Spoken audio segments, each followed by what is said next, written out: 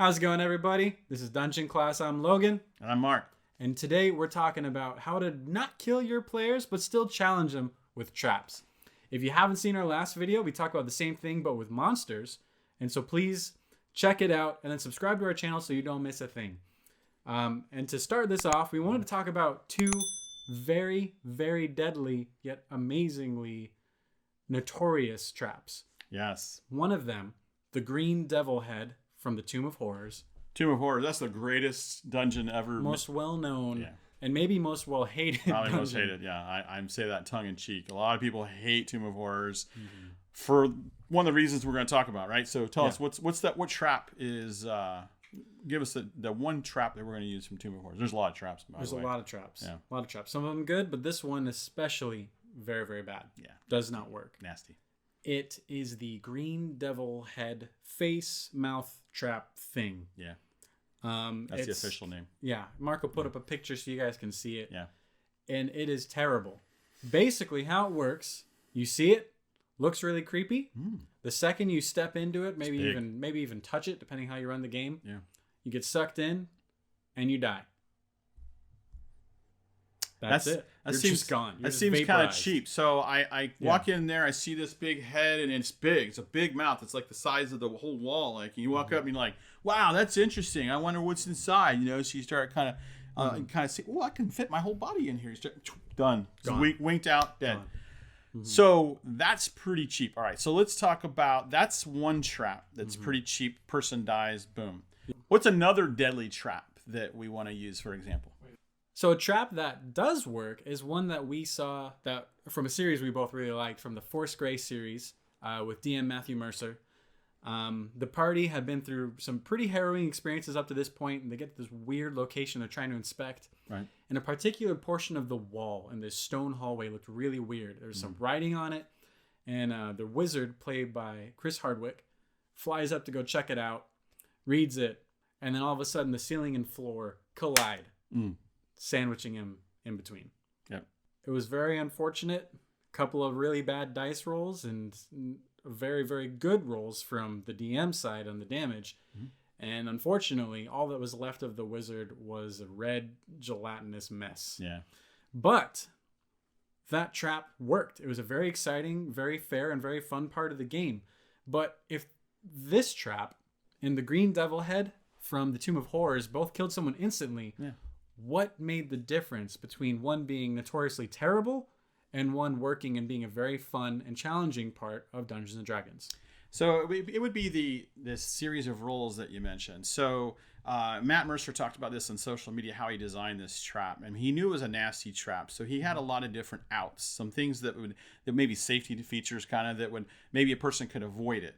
First of all, I don't know that they didn't use a perception check per se, but that could be one thing they could have done. Checking for traps. There's always an opportunity to check for the traps. Yeah, so that's one thing. But what he did was he did do a dex roll. It's a dex save, so he had him roll for a dexterity check. He failed that.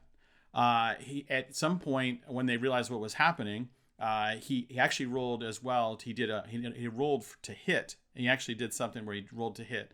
With the trap? With the trap, which is kind of an unusual thing. But he thought about, as he talked about, the idea of this coming down, will it crush you entirely, or does it just get your leg or your arm or something? So he wanted to have it to hit to kind of see how badly did it go against the person's armor class. Okay. So he did that. So that was kind of an out. That makes sense. And then one of the other players, played by Ashley Johnson, she said, "Hey, can I try to grab him?" And it's kind of a after the fact kind of thing. Kind of a reaction. Yeah, can I grab him and try to pull him out of the trap before it springs or whatever? Yeah. He's like, "I'll allow it." So she rolled, and she didn't quite get him. She failed that roll. So she did grab him, but she grabbed the leg. Yeah, right. And then only got the leg. Yeah. So what he talked about is, like he said, honestly, he had these different things. These are different ways that a person could have got out of it and didn't. It just wasn't automatically killed. The problem was one of the things that was actually supposed to help actually hurt, and that was the hit roll.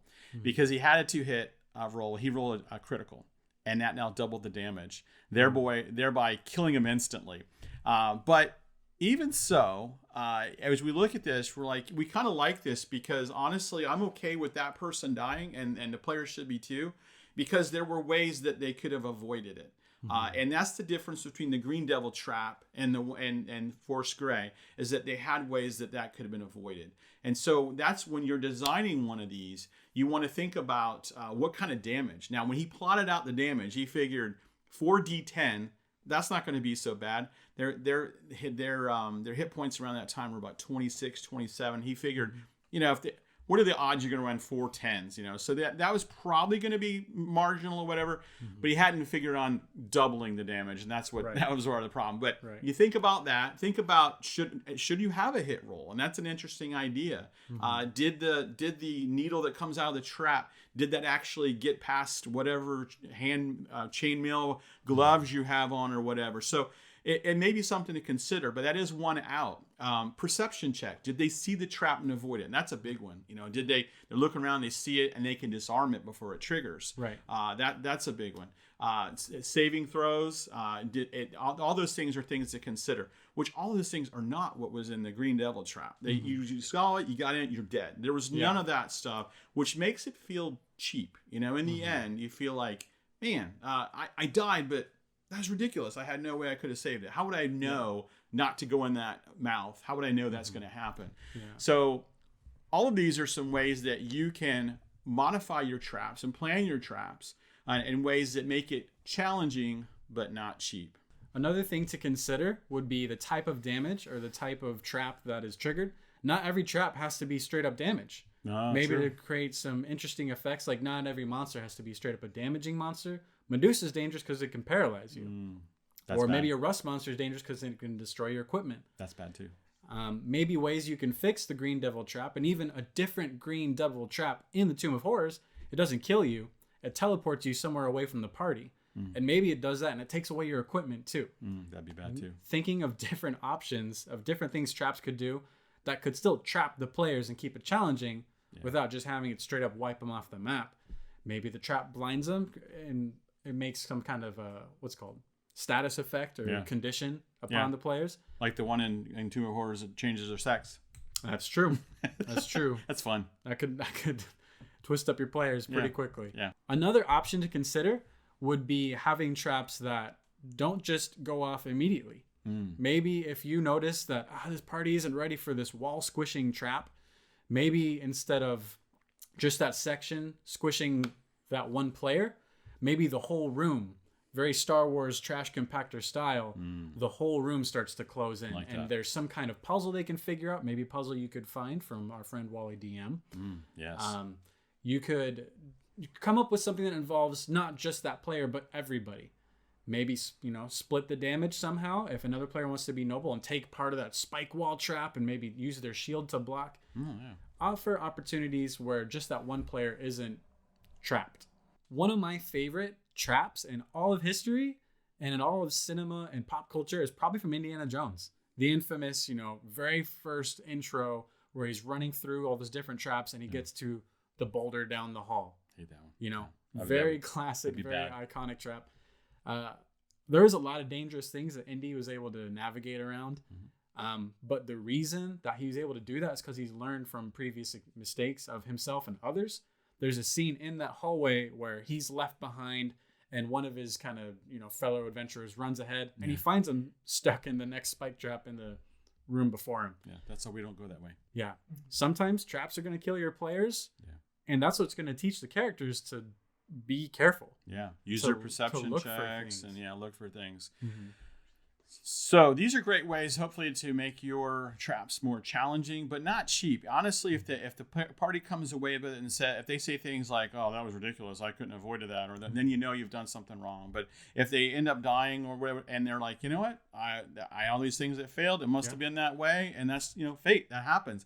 I'm totally good with that. Honestly, if they end up dying's it's part of D&D.